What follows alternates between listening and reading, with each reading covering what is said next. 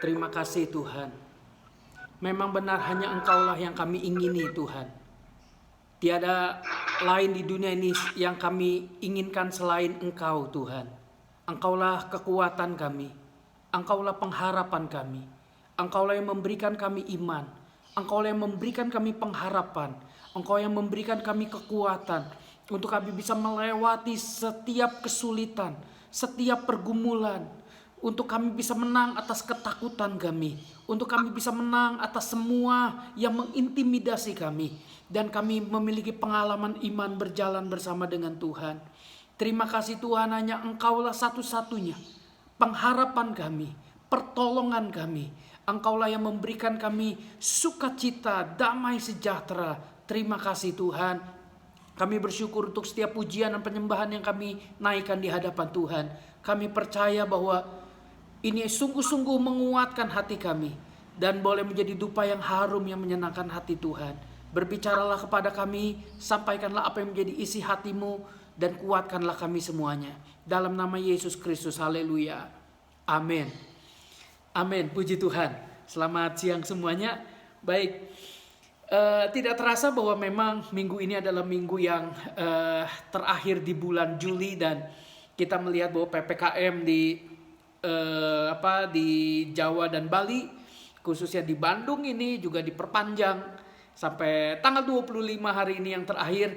Nah, kita tidak tahu apa yang terjadi dalam minggu ke depan, tapi kita percaya bahwa Tuhan kita tetap baik. Amin.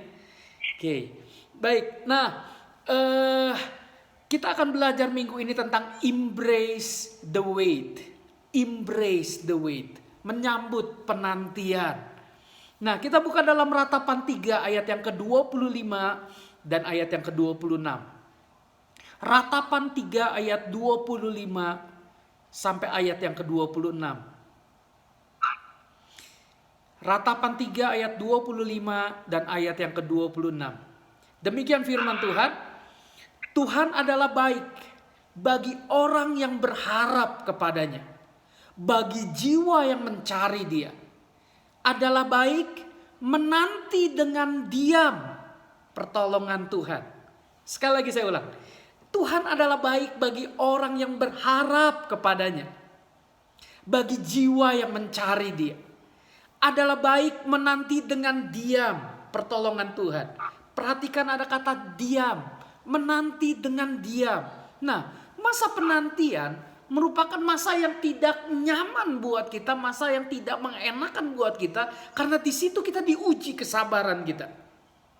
Kalau kita menunggu teman yang janji akan datang, ya nanti saya datang ya jam 10. Rasanya waktu berjalan begitu sangat lama, karena menanti, menunggu. Apalagi ditambah kalau teman kita datangnya telat. Nah, ya jujur kita gak suka menunggu lama kan. Nah, tetapi firman Tuhan berkata untuk kehidupan kita, dikatakan bahwa adalah baik menanti dengan diam pertolongan Tuhan. Nah, kalau kita perhatikan dalam hidup kita sehari-hari, pada saat kita berdoa berharap kepada Tuhan, pertolongan Tuhan itu terkesan begitu lama. Tapi satu hal begini, meskipun pertolongan Tuhan terkesan begitu lama, tetapi pertolongan Tuhan tidak pernah terlambat. Oke, jadi perhatikan bahwa lama dan terlambat adalah dua hal yang berbeda. Pertolongan Tuhan seringkali kita tunggu kok lama ya. Tapi pada saat Tuhan menolong kita, Dia tidak terlambat. Karena kita tidak tahu waktunya Tuhan. Nah, waktunya Tuhan selalu yang terbaik buat kita. Seringkali waktunya kita gini, Tuhan cepatlah dijawab besok. Tapi kata Tuhan, enggak, mungkin minggu depan. Tapi kata Tuhan, minggu depan adalah waktu yang tepat. Tapi kita gak sabar untuk kita menanti selama 7 hari, selama 1 minggu. Nah, kalau kita mau cepat, seringkali setan menawarkan jalan pintas. Yaitu apa? Dengan kita pergi ke orang pintar katanya. Peramal, dukun. Sehingga apa? Kita bisa lebih cepat dapat jawaban. Contoh misalkan, Kalau kita berharap kita diberkati, kita menjadi kaya raya, kok berdoa kepada Tuhan lama ya? Tapi kalau kepada orang pintar, kepada peramal, kepada dukun, kita akan lebih cepat untuk memperoleh kekayaan. Tapi satu hal begini, meskipun seolah-olah Tuhan lebih lama daripada setan dalam memberi kekayaan, tetapi perhatikan baik-baik. Bahwa iblis memberikan kekayaan lebih cepat, tetapi tidak ada yang gratis. Iblis minta tumbal lah, iblis minta anak yang dilahirkan harus mati lah, dan sebagainya. Nah, pada saat kita menantikan pertolongan Tuhan, pada saat kita menantikan jawaban Tuhan, Tuhan minta kita diem. Nah, itu dia. Perhatikan, kita garis bawahi adalah baik menanti dengan diam pertolongan Tuhan. Baik loh, kalau kita diem. Nah, kenapa Tuhan minta diem? Karena kita gak bisa diem. Itu dia poinnya. Sederhana saja. Kenapa Tuhan minta diem? Karena memang kita gak bisa diem. Lama dikit, coba ya telepon sini ya. Coba ya, coba ke teman, coba ini kemana. Nggak bisa diem. Nah, Tuhan mau kita diem menantikan pertolongan Tuhan. Nah, Tuhan mau ajar kita apa? Diem. Dan menanti pertolongan hanya dari Tuhan. Disinilah Tuhan sedang mendidik kita. Mendidik umatnya. Mendidik anak-anaknya. Untuk percaya dan hanya mengandalkan Tuhan. Nah, kalau kita nonton film Karate Kid. Karate Kid yang Jackie Chan itu. Sama Jaden Smith. Nah, Karate Kid. Nah, Jackie Chan ngomong begini. Being still and doing nothing are two completely different things. Terjemahannya gini. Diam dan tidak sama dengan tidak melakukan apa-apa. Menjadi tetap tenang, diam, dan tidak melakukan apa-apa adalah dua hal yang berbeda. Itulah yang diucapkan oleh Han kepada Xiaodre. Hannya gurunya yaitu Jackie Chan dan Xiaodre itu Jaden Smith. Nah, being still and doing nothing are two completely different things. Diam, tenang, berdoa kepada Tuhan dan tidak melakukan apa-apa adalah dua hal yang berbeda. Mengapa hal ini menjadi penting buat kita? Karena banyak orang yang beranggapan bahwa diam itu adalah suatu tindakan tidak melakukan apa-apa. Dikatakan bahwa diam itu pasif, cenderung menerima suatu tindakan. Namun dalam hal ini, diam dapat diartikan tenang. Diam yang dilakukan untuk menenangkan diri kita. Menguasai diri kita untuk kita be still. Kita tenang. Untuk bisa menenangkan diri. Perhatikan baik-baik. Untuk bisa menenangkan diri bukanlah pekerjaan yang mudah.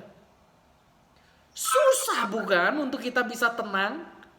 Perlu usaha yang keras. Apalagi di era globalisasi yang menuntut semua serba cepat. Ada handphone, bisa WhatsApp teman, kita bisa telepon sana sini mencari pertolongan.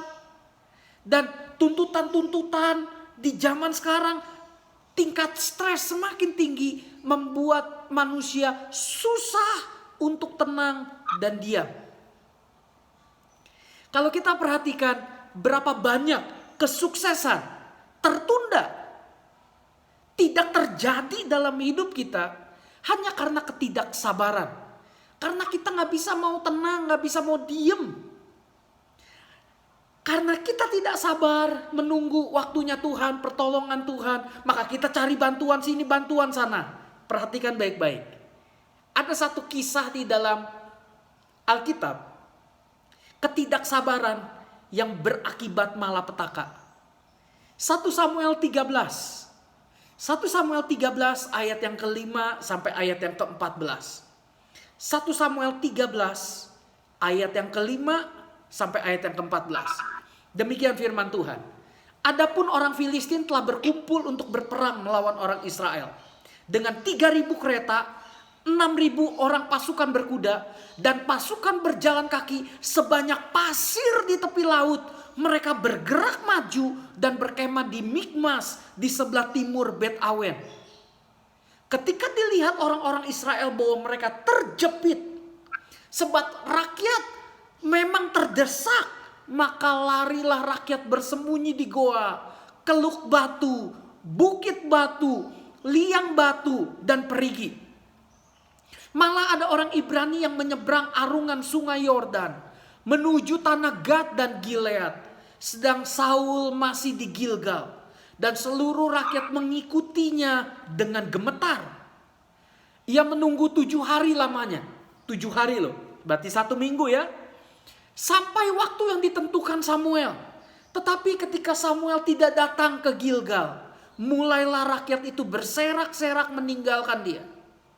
Sebab itu Saul berkata, bawalah kepadaku korban bakaran dan korban keselamatan itu. Lalu ia mempersembahkan korban bakaran. Baru saja ia habis mempersembahkan korban bakaran, maka tampaklah Samuel datang. Saul pergi menyongsongnya untuk memberi salam kepadanya. Tetapi kata Samuel, apa yang telah kau perbuat? Jawab Saul, karena aku melihat rakyat itu berserak-serak meninggalkan aku. Dan engkau tidak datang pada waktu yang telah ditentukan. Padahal orang Filistin telah berkumpul di Mikmas. Maka pikirku, sebentar lagi orang Filistin akan menyerang aku di Gilgal. Padahal aku belum memohonkan belas kasihan Tuhan. Sebab itu aku memberanikan diri lalu mempersembahkan korban bakaran. Kata Samuel kepada Saul, perbuatanmu itu bodoh. Engkau tidak mengikuti perintah Tuhan Allahmu yang diperintahkannya kepadamu. Sebab sedianya Tuhan mengokohkan kerajaanmu atas orang Israel untuk selama-lamanya. Tetapi sekarang kerajaanmu tidak akan tetap. Tuhan telah memilih seorang yang berkenan di hatinya. Dan Tuhan telah menunjuk dia menjadi raja atas umatnya. Karena engkau tidak mengikuti apa yang diperintahkan Tuhan kepadamu. Perhatikan baik-baik. Saul diliputi ketakutan karena memang keadaannya yang terjepit sekali. Ya kan? Oleh karena mereka diserang oleh orang Filistin. Bayangkan 3.000 kereta, 6.000 pasukan orang berkuda, pasukan berjalan kaki tak terhitung banyaknya. Bayangkan Israel mau seperti apa hidup mereka, masa depan mereka ketika mereka menyerang. Saul sebagai pemimpin enggak bisa tenang. Saul berusaha untuk cari mana ya solusi yang lain. Lalu akhirnya kok ditunggu-tunggu Samuel nggak datang. Lalu akhirnya dia memberanikan diri membakar korban bakaran, korban persembahan kepada Tuhan. Karena itu Tuhan menilai Saul melakukan hal yang bodoh. Saul tidak taat menantikan waktunya Tuhan. Perhatikan baik-baik. Seringkali sama hal dengan hidup kita, bukan? Kita gak sabar menantikan waktunya Tuhan. Kita berpikir bahwa waktu saya selalu terbaik, tapi justru malah makin kacau balau. Seandainya Saul membakar korban persembahan lalu menyerang, apakah akan mengubah keadaan? Tidak, malah makin hancur. Apakah salahnya ketika Saul menunggu Samuel datang? Lalu akhirnya membakar korban persembahan itu. Lalu akhirnya minta petunjuk Tuhan. Meskipun tentara Filistin ribuan orang, tetap mereka akan bisa mengalahkannya kalau Tuhan beserta dengan hidupnya. Tapi kenyataannya lain. Saul berlaku bodoh. Dan konsekuensinya adalah bahwa Tuhan mengalihkan kerajaannya, pimpinan sebagai raja kepada seorang yang berkenan di hatinya, yaitu Daud. Perhatikan, Daud pun setelah diurapi menjadi raja usia kurang lebih 15 tahun. Dan dia harus menantikan kurang lebih 15 tahun untuk dia menjadi raja. 30 tahun Daud dilantik menjadi raja. Masa penantian yang panjang, 15 tahun setelah Daud diurapi menjadi raja. Penantian yang sangat lama sekali. Tetapi itulah yang membuat Daud menjadi raja yang berhasil di hadapan Tuhan. Menjadi raja yang berkenan kepada Tuhan. Daud sabar menanti 15 tahun dengan banyaknya penderitaan, kesulitan yang ia hadapi. Justru kesulitan, penderitaan, tekanan, ketakutan, ancaman membawa dia menjadi raja Israel yang sukses dan berhasil. Batasnya tipis antara sukses dan gagal, yaitu di masa penantian, di waktu penantian.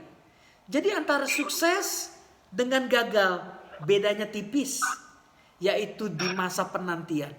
Terkadang penantian yang sedikit lebih sabar, kita menantikan sedikit lebih sabar, justru membawa kesuksesan yang besar. Justru kita akan mengalami mujizat dan pertolongan Tuhan. Sebagai anak-anak Tuhan, kita dituntut untuk sabar menantikan Tuhan bekerja dalam hidup kita. Jangan kita ambil shortcut. Percaya saja kepada Tuhan. Bulan ini bicara tentang iman dan pengharapan. Mari kita hanya beriman kepada Tuhan. Meskipun keadaan sekeliling kita tetap tidak baik, kita sudah berdoa, tetap terus berdoa. Terus berdoa, pray without ceasing. Berdoa, tetap berdoa tanpa henti, terus kita berdoa. Tetap tenang dan tidak melakukan apa-apa adalah dua hal yang berbeda. Tetap tenang dengan kita berdoa, terus berdoa. Berdoa dengan kita berdoa kan tidak sama dengan tidak melakukan apa-apa. Oke, kita sedang melakukan sesuatu dalam masa penantian kita, yaitu kita berdoa. Terus berdoa dan berharap kepada Tuhan. Pengharapan kita kepada Tuhan gak pernah mengecewakan. Justru ketika kita berharap kepada manusia, kita kecewa. Diam dan sabar kita bisa lakukan dengan berdoa dan berharap hanya kepada Tuhan. Nantikanlah pertolongan Tuhan, kuatkan dan teguhkan iman kita. Masa-masa pandemi ini yang tidak tahu kapan berakhirnya, kita percaya bahwa Tuhan memberikan kita kekuatan untuk kita bisa melaluinya semua. Masa-masa PPKM darurat, kita tahu keadaan ekonomi susah, di mana-mana susah. Bahkan kota Bandung sendiri banyak mahasiswa, anak-anak muda yang demo. Mereka menolak PPKM darurat diperpanjang. Tetapi kita percaya bahwa segala sesuatu yang terjadi di kota kita, di bangsa kita, semua atas seizin Tuhan. Mari kita tetap percaya, tetap berharap hanya kepada Tuhan. Kiranya ini bisa menolong kita semua untuk kita bisa tetap tenang, diam, dan menantikan pertolongan Tuhan. Tuhan kita tetap baik bagi orang yang berharap kepadanya, bagi jiwa yang mencari Dia. Dan Tuhan tetap baik bagi orang yang menanti dengan diam pertolongan Tuhan. Kiranya ratapan 3 ayat 25 dan 26 boleh menguatkan kita semua. Dan kita akan sungguh-sungguh keluar sebagai pemenang. Kita bisa melewatinya dan kita bisa punya pengalaman rohani berjalan bersama dengan Tuhan. Mari kita sama-sama kita berdoa kepada Tuhan. Bapa dalam sorga, kami bersyukur kepada Tuhan untuk kebenaran firman Tuhan yang kami dengar. Biarlah kami sabar menantikan waktunya Tuhan. Adalah baik menanti pertolongan dari Tuhan. Dengan penuh kesabaran kami menantikan Tuhan. Kami percaya waktumu selalu yang terbaik. Waktumu tidak pernah terlalu cepat. Waktumu tidak pernah terlalu lambat. Ampuni ketidaksabaran kami. Ampuni seringkali kami bersungut-sungut dalam masa penantian kami. Ampuni kami kalau kami seringkali melakukan sesuatu untuk menolong diri kami sendiri. Ampuni kami Tuhan. Mulai hari ini kami akan belajar sabar menantikan waktunya Tuhan. Karena diam dan tenang tidak sama dengan tidak melakukan apa-apa. Bawalah kami untuk kami naik level dalam hidup kami. Untuk kami bisa sabar menanti waktunya Tuhan. Dan kami melihat pertolongan Tuhan yang ajaib bagi kami. Pertolongan Tuhan yang luar biasa. Dan kami akan melihat mujizat. perkara besar yang Tuhan lakukan bagi kami. Terima kasih Tuhan. Dalam nama Tuhan Yesus Kristus, kami berdoa dan bersyukur. Haleluya. Amin. Amin.